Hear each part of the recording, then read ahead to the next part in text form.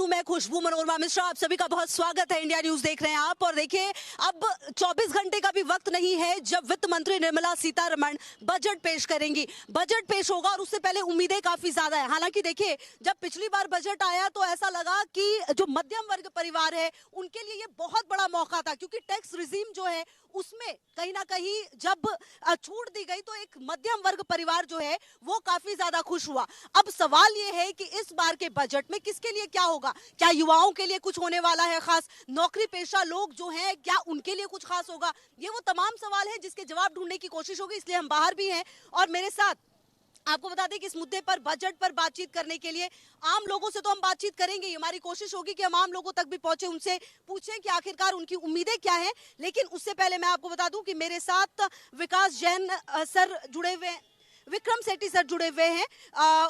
आपको बता दें उत्तर प्रदेश अध्यक्ष व्यापार मंडल, इसके अलावा VK Upadhyay sir economist IIT Delhi, और इसके अलावा एके अग्रवाल सर सीए भी मेरे साथ जुड़े हुए हैं। हम बातचीत करेंगे, जानने की कोशिश करेंगे, समझने की कोशिश करेंगे कि आखिरकार जब बजट आएगा तो इस बार किस तरह की उम्मीदें जो हैं वो आम जनता ले। क्योंकि अगर आप देखें तो जो देश की टॉप 5 आईटी कंपनियां हैं, अगर आप देखें तो नौकरियों की बात करें तो सिर्फ पहली तिमाही में अगर आप देखें तो सिर्फ 17 से 18 भर्तियां हुई है। कहां हजारों लाखों भर्तियां होती थी। तो कहीं ना कहीं इन चीजों में जो दबाव है वो काफी ज्यादा देखने को मिला है। क्या वो दबाव कम होगा? क्या मध्यम वर्ग जो परिवार है, जिसे आप कहते हैं मिडिल क्लास फैमिली, क्या उनको कुछ बड़ी राहत मिल पाएगी? ये वो तमाम सवाल है जिसके जवाब ढूंढने की कोशिश होगी। और चलिए शुरुआत करते हैं हम। सबसे पहले आप ही के पास सर आते हुए कि कहीं ना कहीं सर, जब पिछली बार बजट आया हमने ये देखा कि मध्यम वर्ग परिवार के लिए एक बहुत बड़ा मौका था और बहुत लाखों लोग जो हैं टैक्स पेयर्स जो थे उनको बड़ा लाभ मिला।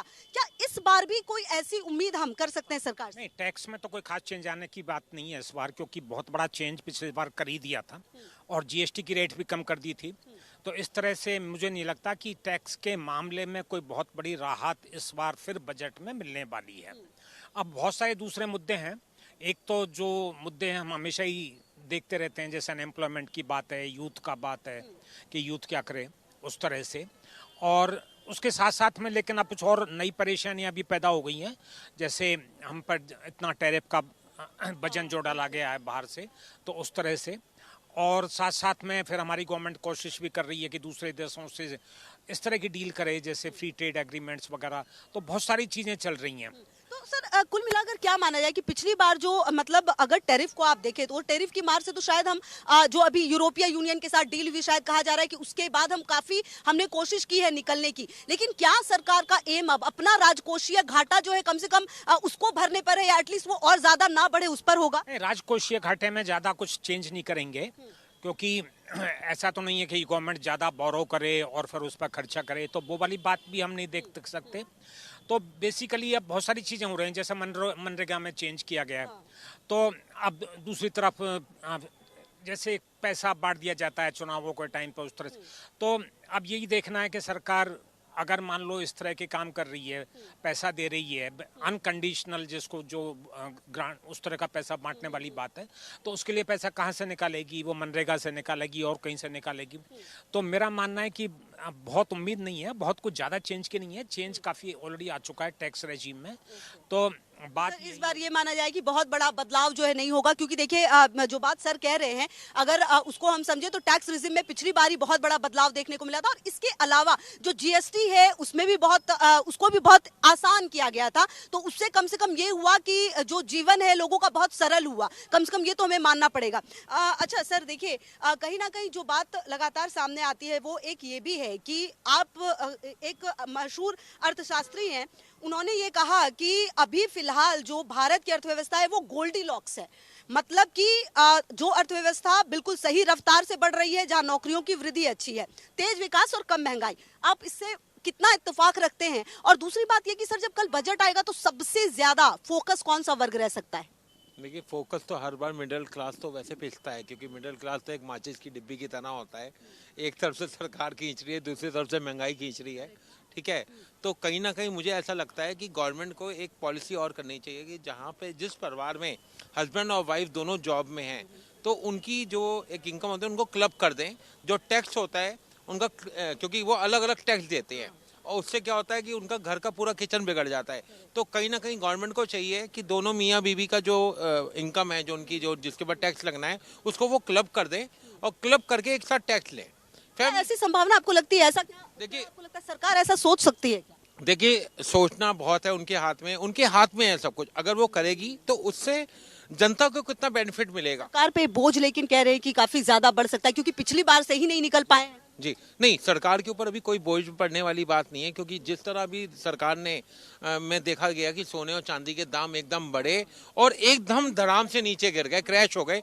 कल ही की मैं न्यूज़ देख रहा था जिसमें दिखा रहे थे 50 लाख करोड़ का नुकसान हुआ है। और देखिए, एक तरफ तो ज्वेलर्स नुकसान में जा रहे हैं, जब महंगा हो जाता है तो ज्वेलर्स की दुकान पर कोई नहीं आता। और कई लोग अब जैसे शादियों का सीजन आता है, शादियों के सीजन में लोगों ने बुक कराया हुआ है कि हम 3 महीने, अब हम आपको इतना आज मान लीजिए 4 लाख के भाव पे दे रहे हैं, और मान लीजिए 3 महीने बाद गिर गया तो जो बंदा कस्टमर होगा उसको नुकसान है, और अगर चढ़ गया तो दुकानदार को नुकसान है।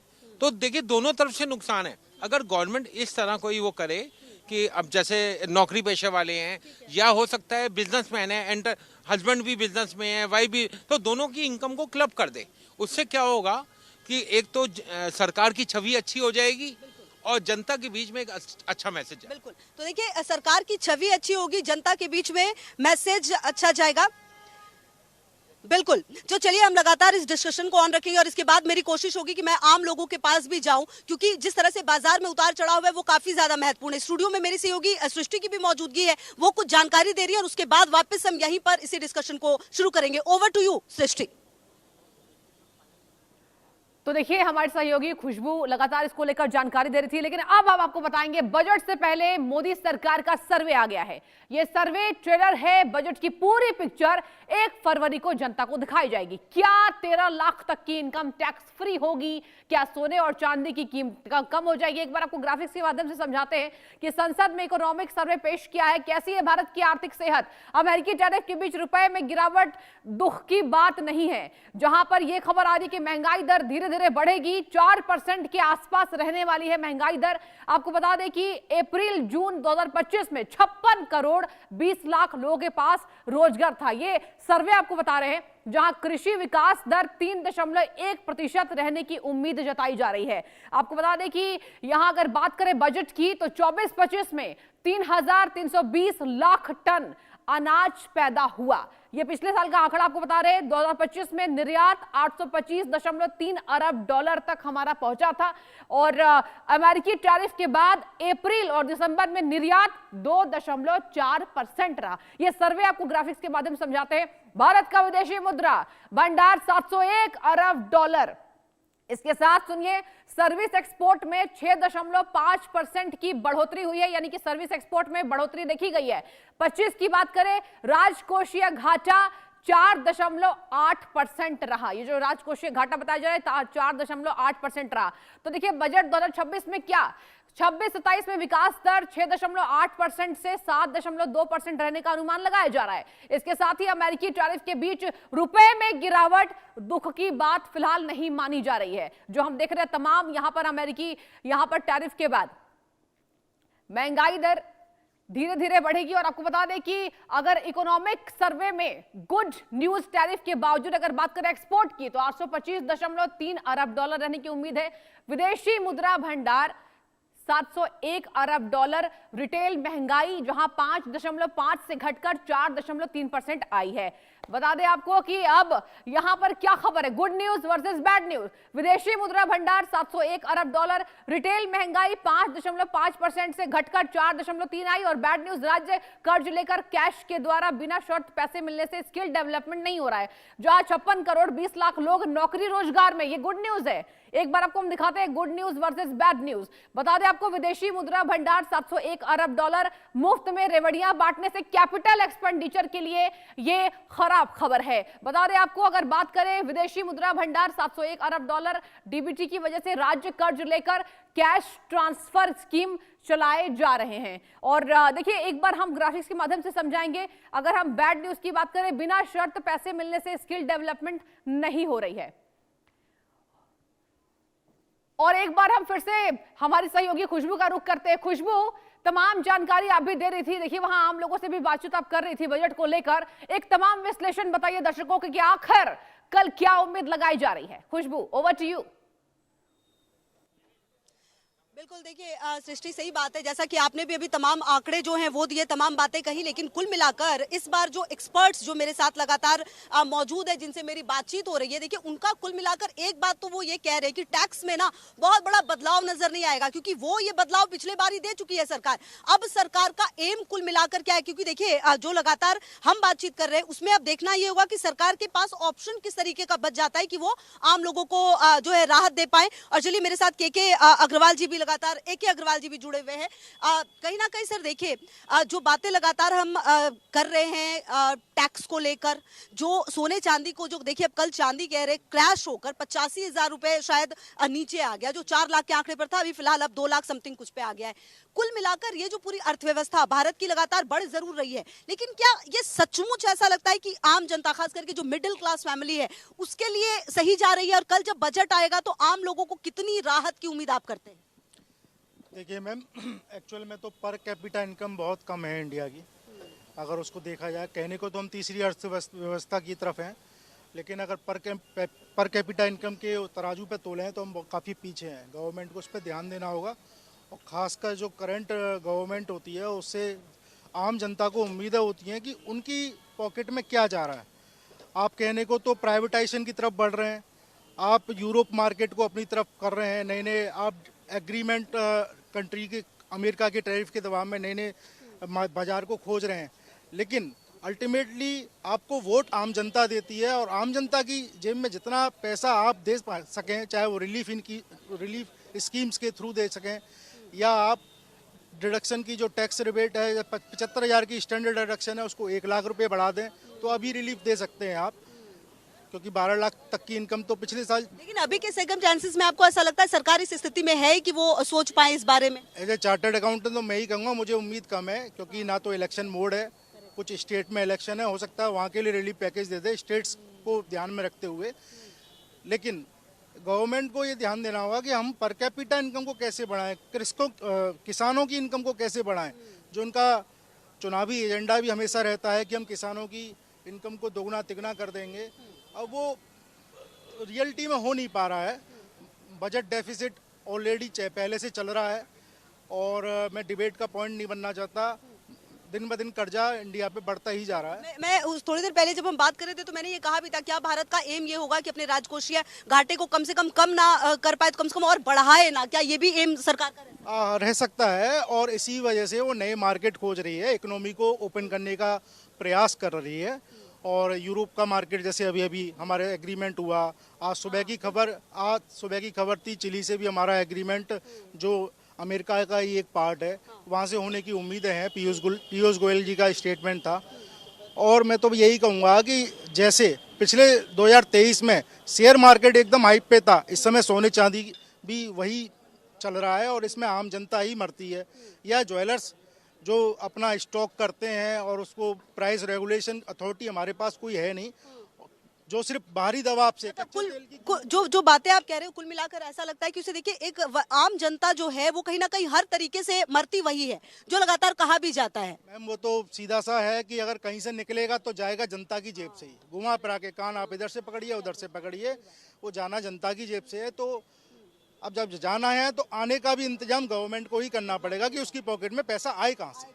बिल्कुल, जब आएगा तभी तो फिर जाएगा, क्योंकि आपने जीएसटी में, जैसा कि आप कह रहे हैं, जीएसटी में आपने रिलीफ दिया, तभी तो लोगों का जो ध्यान है वो खरीदारी पर ज्यादा बढ़ा। बेसिकली हमारी इकोनॉमी जो है वो कंजम्पशन बेस्ड इकोनॉमी है। कंजम्पशन आदमी जितना ज्यादा करेगा इकोनॉमी को उतना बूस्ट मिलेगा। आज हम चौथी इकोनॉमी बने हैं, कंजम्पशन बेस पे बने हैं। ठीक है, बिल्कुल आते हैं सर आपके पास भी, और लगातार कुछ लोगों की भी मौजूदगी मेरे साथ है। मैं चाहूंगी कि कुछ आम लोगों से भी हम बातचीत करें और जानने की कोशिश करें कि आखिरकार उनके मन में बजट को लेकर क्या है। कल बजट आएगा, पता है आपको? अच्छा, क्या सोचते हैं बजट के बारे में? कुछ लग रहा है रिलीफ दे पाएगी सरकार? मुझे नहीं ऐसा कुछ लगता है कि रिलीफ दे पाएगी। आखिर मतलब मुझे आपने जो अभी कहा था कि इकोनॉमी बढ़ रही है, तो अगर इकोनॉमी बढ़ रही है तो उसका फ़ायदा क्या हो रहा है? आम जनता कुछ हो रहा है? रोजगार बढ़ रहा है, नहीं बढ़ रहा है ना। तो जब जनता कमाएगी नहीं तो कहाँ से आएगा? आप टैक्स लेते जाओगे। पिछली बार लेकिन टैक्स में बहुत रिबेट दिया था, क्या इस बार आपको ऐसी कोई उम्मीद है कि टैक्स में कुछ रिबेट मिल पाए? उससे कुछ महंगाई घटी है कुछ? एक्चुअली टैक्स में कोई रिबेट नहीं था ऐसा। कम किया गया। रिजिम ओल्ड रिजिम के बदले न्यू रिजिम दिया, उसमें 12,75,000 तक उन्होंने टैक्स रिबेट दिया। एक तरह से रिबेट था कहीं ना कहीं, बट स्टैंडर्ड डिडक्शन और जो 80C और होम लोन, ये सारे डिडक्शन को उसमें ख़त्म कर दिया। तो जितने डिडक्शन है, आम जनता क्या करती थी कि कोई इंश्योरेंस परचेज कर रही है या कोई होम लोन का इंटरेस्ट पे कर रही है या होम लोन का प्रिंसिपल पे कर रही है, तो कहीं ना कहीं उसमें 13 टैक्स लगता है। हम जब सैलरी उठाते हैं उसमें टैक्स देना पड़ता है, जब कोई सामान परचेज करते हैं उसमें टैक्स देना पड़ता है, हाउस खरीदते हैं उसमें टैक्स देना पड़ता है। तो टैक्स एक ही होना चाहिए ना।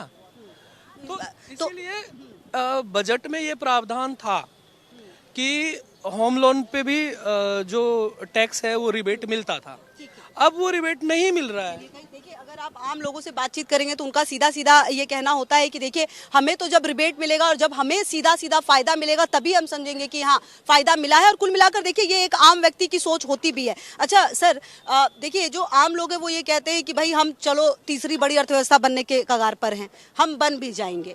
सरकार कहती है कि बेरोजगारी कम हुई है, लेकिन कहीं ना कहीं जो आंकड़े हैं वो इसके खिलाफ हैं। तो कुल मिलाकर भारत की जो अर्थव्यवस्था है वो बढ़ जरूर रही है, लेकिन एक आम व्यक्ति जो पर कैपिटा इनकम की बात भी लगातार हो रही थी, वो कब ठीक होगी? नहीं, वो सवाल है। एक्चुअली तीसरी अर्थव्यवस्था तो बन जाएगी, क्योंकि जापान और जर्मनी मान लो हमसे जो आगे हैं, तो उनकी रेट ऑफ ग्रोथ तो अब नहीं के बराबर है। तो कभी न कभी 2-3 साल में उन दोनों कंट्रीज को हम क्रॉस कर जाएंगे। तो वो तो एक ऐसी बात है जो मतलब आप समझ सकते हो कि होना ही है। लेकिन उससे ऐसा नहीं है कि हमारा कोई बहुत तेज़ी से हम जा रहे हैं, वो सामने वाले नहीं बढ़ रहे हैं, इसलिए उनको हम क्रॉस कर जाएंगे। तो जो पर कैपिटा इनकम की बात है तो वो तो बहुत कम है। मान लो जो भी हमारा $2,500 मान लो, कुछ उस तरह का जो हमारा पर कैपिटा इनकम है, तो कंपेयर जैसे मान लो दूसरी अर्थव्यवस्था है, चीन की है या पहली है जो अमेरिका की है, तो वो तो उनकी 80-90 हज़ार है। चीन की भी गैप है, ये काफी बड़ा। ये बात सर आप बिल्कुल सही कह रहे हैं। चलिए हम लगातार बातचीत करेंगे, मेरे साथ तमाम खास गेस्ट भी मौजूद हैं, लगातार आम लोगों से भी हम बातचीत करने की कोशिश कर रहे हैं। सहयोगी सृष्टि दे रही है कुछ जानकारी, उसके बाद वापस एक बार फिर से करेंगे चर्चा की शुरुआत। सृष्टि, ओवर टू यू। जी देखिए, बजट की बात करेंगे, अगर बात करें तो व्यापारियों की किस्मत खोलने जा रहा है ये बजट। ये तमाम सवाल भी उठ रहे हैं, जहां बजट 26 से क्या है व्यापारियों की उम्मीद। एक बार आपको सुनाते हैं कि आखिर व्यापारियों की इस बजट को लेकर क्या कुछ कहना है और उनकी कितनी उम्मीदें 2026 की बजट से बड़ी हैं। आइए आपको कुछ रिपोर्ट्स दिखाते हैं। Budget से उम्मीद, expectation. What exactly is the government planning as far as this particular budget is concerned? इस बजट से उम्मीदें तो सब ने रखी है, लेकिन उम्मीदें सबसे ज़्यादा होती हैं इंडस्ट्रियलिस्ट को, उद्योगपतियों को। वो उम्मीद इस बात की रखते हैं कि आने वाला वक्त का जो रोड मैप होगा वो हमारे बिजनेस का कैसा हो, और उन्हीं एक्सपेक्टेशंस को लेकर यहाँ बैठक भी चल रही थी। तमाम उद्योगपति यहाँ मौजूद हैं, हर पहलू को ये बेहतर तरीके से जानते हैं कि असल में उम्मीद क्या है और भारत का आने वाला समय का नक्शा कैसा होगा। सर, सबसे पहले इस बजट से जो एक्सपेक्टेशन, हम लगातार देख रहे हैं कि रोड मैप तैयार हो रहा है, हम देख रहे हैं कि हमारे पास में ईज़ ऑफ डूइंग बिजनेस होता जा रहा है, वो सभी रोड मैप तैयार हो चुके हैं। बट कहते हैं ना, एक्सपेक्टेशन तो हमेशा बनी रहती है। तो सरकार से इस बार आपकी क्या एक्सपेक्टेशन? इस बार मोदी सरकार से हम लोगों की एक्सपेक्टेशन है कि बजट में ऐसे प्रावधान किए जाए, ऐसी सब्सिडी की स्कीम्स बनाई जाए प्रोडक्ट आधारित। जिस प्रकार सरकार ने अभी क्रिटिकल मिनरल्स को लेकर एक पॉलिसी बनाई है, specially for critical minerals, semiconductors को लेकर बनाई है, और पीएलआई स्कीम में भी बहुत सारे अलग अलग प्रोडक्ट्स को लेकर स्कीम बन रही है, इलेक्ट्रॉनिक्स गुड्स और इन सब के लिए। तो ऐसी स्कीम्स हर सेक्टर के लिए अलग अलग डिपार्टमेंट के हिसाब से बनाई जाए। फार्मा हमारा बहुत अच्छा सेक्टर है, टेक्सटाइल हमारा बहुत अच्छा सेक्टर है, तो इसमें कैपेक्स सब्सिडी के साथ में अभी टैरिफ के बढ़े हुए दरों के कारण ओपेक्स जो ऑपरेशनल सब्सिडी है, अगर वह भी सरकार देती है तो निश्चित तौर पे उद्योगों का पहिया बहुत तीव्र गति से चलेगा। तो सर ने कहा कि सब्सिडी हमें ओपेक्स के ऊपर चाहिए, लेकिन ज़रूरी चीज़ जो होती है वो ज़रूरत इस बात की होती है कि उद्योग को खड़ा करने के साथ साथ उद्योग को चलाना कितना ज़रूरी है। सर, उद्योग खड़ा भी हो जाता है, रोड मैप भी अच्छा है, लेकिन इसे चलाने के लिए आपको कहाँ कहाँ लग रहा है कि इस बार बजट में कुछ अच्छा हो गया तो कुछ और बेहतर कर देंगे? सर, इंडस्ट्री को लेके बजट में बहुत सारी अपेक्षाएं हैं। अब जैसे आप समझिए कि एमएसएमई का लोन सेक्टर है, लोन सेक्टर में बहुत सी सब्सिडी या रियायत चाहिए इंडस्ट्रीज़ को, लेकिन वो नहीं मिल पाती। तो इस बार हम लोग चाहते हैं कि ये मिले। जैसे अगर एसएमई का लोन होता है तो इस टाइम के जो चार्जेस है 0.25 से 0.5 होते हैं, वो बहुत ज़्यादा है, वो हट जाने चाहिए। सर, ऐसा नहीं हो रहा कि दिल मांगे मोर ही हो रहा है ये? नहीं, मोर नहीं हो रहा है। एक्चुअली वो चार्जेस की कोई वैल्यू नहीं है। आदमी खुद लोन ले ही रहा है तो उसको ये पैसे का चार्ज तो हटा ही देना चाहिए। ऐसी छोटी छोटी जो चीज़ें हैं वो बहुत नुकसान देती है, तो वो हट जानी चाहिए। और ये उद्योगपतियों की सोच है। वो कहते हैं कि बिज़नेस तो हम करेंगे और बिज़नेस बेहतर करके दिखाएंगे। अगर सिंगल विंडो है तो उसी पर करेंगे और बेहतर तरीके से आने वाले वक्त के लिए जो मुल्क का मुस्तकबिल हो सकता है उसे तैयार करेंगे। वीरेंद्र रायकवार के साथ मैं अतियाब शेख, इंडिया न्यूज़, इंदौर। और चलिए आगे बढ़ेंगे। बिहार सरकार के मंत्री अशोक चौधरी ने बजट को लेकर प्रतिक्रिया दी है। उन्होंने आरजेडी के विशेष राज्य के दर्जे की मांग को लेकर खारिज कर दिया। उन्होंने साफ कहा कि विशेष राज्यों के दर्जे का मतलब क्या होता है। विशेष मदद को तो वो केंद्र सरकार की ओर से मिल रही है, केंद्र सरकार बिहार को क्या चाहिए इसके बारे में जानती है, वो उस हिसाब से मदद करेगी। राज्य में सेमीकंडक्टर का निर्माण हो, इसके लिए सबसे अच्छी पॉलिसी बनी हुई है। उद्योग का जाल बिछे, इसके लिए भी पॉलिसी लाई गई है। जहां मंत्री अशोक चौधरी से बात की इंडिया न्यूज संवाददाता शैलेंद्र ने, आइए आपको सुनाते हैं। कल केंद्रीय बजट आने वाला है। बजट से बिहार को क्या अपेक्षाएं हैं? हमारे साथ वरिष्ठ मंत्री हैं, जेडीयू के वरिष्ठ नेता हैं अशोक चौधरी। सर, क्या अपेक्षाएं हैं, क्या उम्मीदें हैं बिहार को? ये अच्छी उम्मीद है। हम लोगों को तो केंद्र का सहयोग मिल ही रहा है और बिहार जो है पूरी दुनिया में हिंदुस्तान सबसे फास्टेस्ट ग्रोइंग कंट्री है। बड़े बड़े इकोनॉमिस्ट ने भी लिखा है और कहा है कि India is going to be the growing spot in the world in coming days. तो जो इकोनॉमिस्टों का प्रिडिक्शंस है और उस बिहार राज्य में, देश में बिहार सबसे तेज़ गति से आगे बढ़ रहा है। 10% के लगभग से ऊपर 12% के आसपास के ग्रोथ रेट से हम आगे बढ़ रहे हैं। तो संभावनाएं तो हमारे पास अच्छा है और काम भी हमारी सरकार के द्वारा अच्छा हो रहा है। चाहे वो तो मैं उम्मीद करता हूं कि इस बजट में भी हमें जो विभिन्न सेक्टर्स है, अभी जो हमें पिछली बार जो पैसा मिला था खास करके रेलवेज़ में, इलेक्ट्रिसिटी में, वाटर रिसोर्सेज में,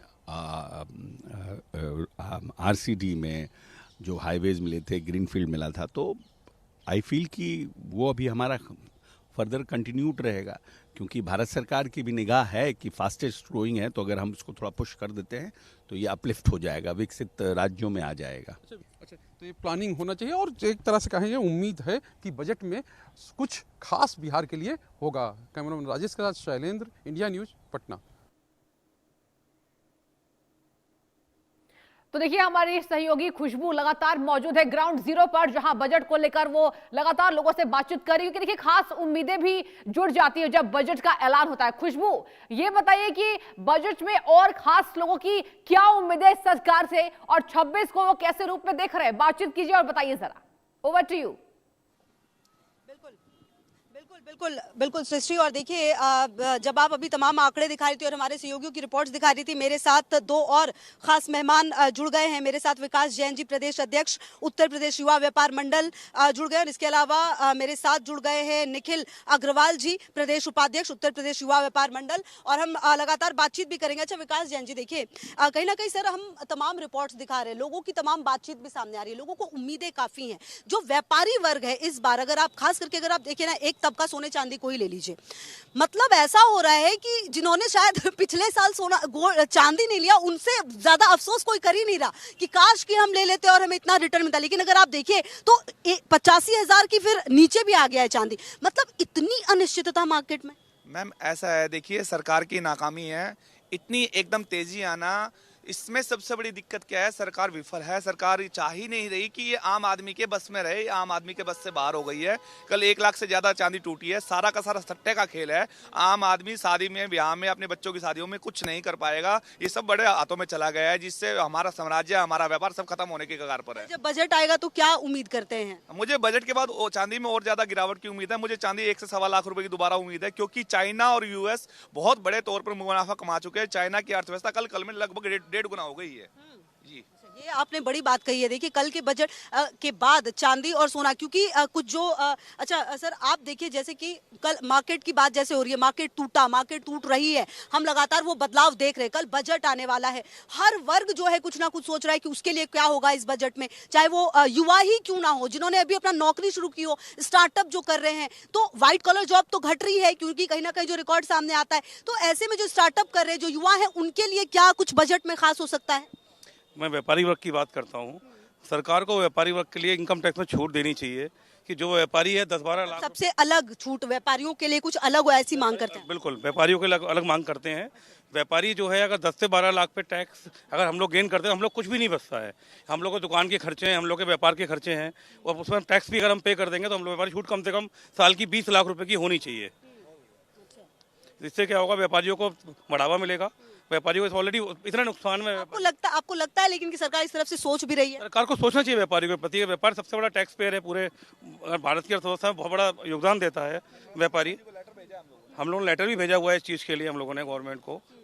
चलिए देखिए, हर वर्ग को अपनी अपनी उम्मीदें हैं, और जैसा कि क्योंकि व्यापारी वर्ग से हैं तो कहीं ना कहीं ये उम्मीद कर रहे हैं कि जो टैक्स रिजिम है उसमें व्यापारियों के लिए कुछ अलग हो। सर अभी की अगर आप पूरी अर्थव्यवस्था को देखें, भारत की अर्थव्यवस्था को, बहुत तेजी से ग्रोथ करने वाली है, लेकिन सर ने एक बहुत इंपॉर्टेंट बात कही, वो ये कि बाकी अच्छा ग्रोथ नहीं कर रहे, इसलिए हमारी ग्रोथ बहुत अच्छी हो रही है। तो कुल मिलाकर ये जो ग्रोथ है उसका आम जनता का क्या कनेक्शन, और कुल मिलाकर कल जब बजट आएगा तो क्या हम ये उम्मीद करें कि कुछ बड़े फैसले सरकार की तरफ से लिए जाएंगे या फिर ठोस फैसले लिए जाएंगे? अच्छा कि सरकार को एक चीज़ और सोचनी चाहिए। जो पुरानी वाली सरकारें होती थी, जो पहले वाली टैक्स नीति होती थी, वो धीरे धीरे सरकार उसको ख़त्म करने में लगी है, मगर उसको ख़त्म नहीं करना। जैसे कि पहले के सरकारों में क्या होता था कि अलग अलग, जैसे हम टैक्स बचाने के लिए LIC लेते थे, बॉन्ड्स लेते थे, हम बहुत सारे मेडिक्लेम्स करवाते थे, इंश्योरेंस करवाते थे, उसमें हमें टैक्स रिबेट हो जाती थी। मगर अब सरकार धीरे धीरे उसको ख़त्म कर पा रही है, और हो क्या रहा है कि लोग फिर टैक्स चोरी करते हैं। तो इससे सरकार को भी नुकसान होता है, और लोगों को अब अगर वही स्कीम सरकार उसमें थोड़ा और अच्छा वो करे और कहे कि नहीं ठीक है, आप LIC लीजिए, आप बॉन्ड लीजिए, आप मेडिक्लेम्स कराइए, तो इससे क्या होगा कि जो आज लोग पैसा सट्टा में या शेयर मार्केट में लगाते हैं, या वो अलग अलग चीज़ों में लगाते हैं, या अब सोना महंगा हो रहा है तो सोने में लगा रहे हैं, चांदी में लगा रहे हैं, वो नहीं लगाएंगे। टैक्स चोरी नहीं होगा, वो कहीं ना कहीं सरकार को ही लाभ है। अगर आज लोग अपना पैसा बॉन्ड्स में, LICs में और पॉलिसीज में लगाएंगे तो कहीं ना कहीं सरकार को भी फायदा होगा, सरकार की छवि भी अच्छी होगी। ठीक है। अच्छा एक बात देखिए सर, कल मैं वित्त मंत्री निर्मला सीतारमण को सुन रही थी, उन्होंने कहा ज्यादा सुधार और वित्तीय अनुशासन। ये दो शब्द इतने महत्वपूर्ण इसलिए हो जाते हैं क्योंकि अब बजट आने वाला है। अगर वित्तीय अनुशासन की बात हो रही है तो क्या वो किसी कड़े और बड़े फैसले की तरफ बढ़ने वाली है सरकार? मैम वित्तीय अनुशासन की बात करें तो इनके कंप्लायंस इतने कठिन है कि अगर इनकम टैक्स का नोटिस आ जाए ना तो उसको साल भर और 1.5 साल लग जाता है उसको निपटाने में। एक CA को भी इतना टाइम गाइडलाइंस होती है, 5-5 साल। GST के नोटिस आ जाएं, रिफंड नहीं निकलते हैं व्यापारियों के, लिटिगेशन इतना लंबा है। तो बजट में इसको ईज ऑफ डूइंग बिजनेस जो गवर्नमेंट का मोटो भी है, उसके जो मैडम अपने स्टेटमेंट में तो कह रही हैं लेकिन वो धरातल पे दिखता नहीं है कि हम कंप्लायंस को कैसे व्यापारियों के फेवर में करें, है ना। और सेकंड चीज़ ये है, AI जब से आया है, जो आप अभी थोड़ी देर पहले रोजगार की बात कर रही थी कि IT कंपनीज धड़ाधड़ लोगों को निकाले जा रही है, कौशल विकास केंद्र में AI से रिलेटेड अभी कोई क्लासेस नहीं चल रही, तो रोजगार आएगा कहाँ से? जब तक हम आज के मार्केट कंडीशन के हिसाब से अपने पब्लिक को तैयार, अपने पर्सन्स को तैयार नहीं करेंगे, यूथ को तैयार नहीं करेंगे, तो हम कैसे कंपटीशन कर पाएंगे? अभी सिर्फ बाहरी उड़ावा है मैम, जो हम जा तो रहे हैं थर्ड इकोनॉमी की तरफ, लेकिन वो उसमें सबका हिस्सा नहीं है, वो कुछ चुनिंदा लोगों की वजह से ही हो रहा है। आप देखिए अभी एयरपोर्ट के टेंडर निकलने वाले हैं, अदानी उसमें सबसे नंबर 1 पे हैं।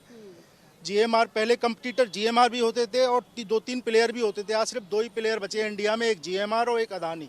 सारे एयरपोर्ट का संचालन वह कर रहे हैं। बस सर ने अभी जो कहा डिडक्शंस की स्कीम, आप इंश्योरेंस सेक्टर में अभी आपने जीएसटी में रिलीफ तो दिया, लेकिन जो टैक्सेशन की वजह से इंश्योरेंस की स्कीम लेता था आदमी, एलआईसी की स्कीम लेता था, आज वो स्कीम नहीं ले रहा क्योंकि न्यू टैक्स रिजीम में उसका कोई फायदा नहीं है। होम लोन भी वो मजबूरी में ले रहा है, फ्लैट के रेट, आपने रियल एस्टेट के रेट इतने बढ़ा दिए, बिल्कुल वो मजबूरी में ले रहा है। और आप जब आईटी सेक्टर्स की जॉब्स की वजह से ही रियल एस्टेट दिल्ली एनसीआर में रियल एस्टेट सेक्टर चढ़ा, अच्छे खासे रेट हो गए, आज उनकी जॉब जा रही है, कैसे वो रिपेमेंट करेंगे? बिल्कुल, ये तमाम बातें हैं जो सीधे सीधे आम जनता से जुड़ी हुई होती है। और देखिए सर, कुल मिलाकर जितनी भी बातें अभी हुई है, अच्छा जो बात मैंने उनसे भी पूछी थी, निर्मला सीतारमण ने दो शब्द जो कहे, ज्यादा सुधार और वित्तीय अनुशासन, इसको किस मायने में लिया जाए? और कहीं ना कहीं इस बार जैसा कि आप, जब हमारी बातें की शुरुआत हुई थी, आपने ये कहा कि बहुत ज्यादा राहत की उम्मीद इस बार नहीं करनी चाहिए टैक्स पे। सुधार वाली बात है, जैसे लेबर कोड वगैरह बदले हैं तो वो उस तरह की बातें कर रहे हैं। और अनुशासन की बात है कि राज्य सरकारें जैसे जिस तरह से पैसा बांट देती हैं, जैसे हमने देखे कि चुनाव से पहले इनके नाम पर उस तरह का, तो राज्य सरकारों की हालत बहुत ज़्यादा ख़राब है। और उसी तरफ मतलब सारी सरकारें ही उसी तरफ जा रही हैं, क्योंकि लगता है कि वोट उसी से मिलता है लोगों को। तो उसका मतलब क्या होगा? भाई पैसा तो आप बढ़ाया नहीं, टैक्स आपका बढ़ नहीं रहा है, तो कहीं ना कहीं से तो कहीं से आप कम करके दूसरी तरफ लगाओगे। तो आप एजुकेशन, हेल्थ वगैरह पे जो पहले खर्च करते थे, या और जो वेलफेयर स्कीम होती थी उन पे जो खर्च कर रहे थे, तो वो कम करके आप इधर डालोगे। तो उसी तरह की बात है इस बार के बजट में, मेरे को लगता है उसी तरह से कुछ इधर का पैसा उधर की तरफ, इसी तरह की बातें होने वाली। ठीक है, चलिए हम लगातार इस चर्चा को लगातार जारी रखेंगे। लगातार कुछ आंकड़े भी हम लगातार बताने की कोशिश सीधी सीधी ये है कि बजट से पहले जो उम्मीदें हैं और उस उम्मीद को कितना, जो एक्सपर्ट्स है मेरे साथ वो बता रहे हैं कि कितना हम मैच कर पाएंगे। लगातार नजर बनी हुई है, सृष्टि भी स्टूडियो से बनी हुई है, कुछ आंकड़े और कुछ और रिपोर्ट्स आपके लिए लेकर